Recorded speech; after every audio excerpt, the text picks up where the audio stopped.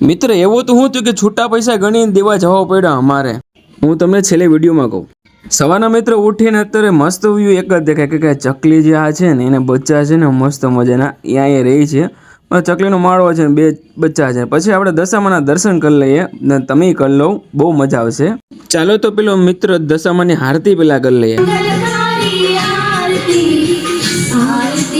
તો મેં તો દશામાની આરતી થઈ ગઈ. જો તમારો મોટો બ્લોગ જોવો તો મારી યુટ્યુબ ચેનલમાં જવું પડે ને પછી આવી ગયા આપણે ભૂતળા દાદાના દર્શન કરી દો. કમેન્ટમાં લખાય નહીં જય ભૂતળા દાદા લખવાનું. પછી હું એવો સીધા મહાદેવ, હું ને મારા મમ્મી 2 સાથે. તો મિત્ર કમેન્ટમાં લખવાનું ભૂલાય નહીં હર મહાદેવ. પછી ભાઈ એવો ઘરે કે આજ મારો બર્થડે હતો, મેં પછી કપડાં ચેન્જ કરીને ગયા. રાતે પછી કેક કાપી, એટલે કેક બીજા કોક લાવ્યા હતા ને કેક મેં કાપી હતી. પછી મસ્ત મજાનું સવાર પડી ગયું, આપણે ગાડી લઈને વહી ગયા ભાઈબંધની દુકાને. ને આ ભાઈ છે ને લુખો છે પણ પૈસાવાળો છે ને આ ભાઈ છોકરી દઈને હોય તો કહી દેજો ગાય કમ તમારા ટાઈમ હોય તો.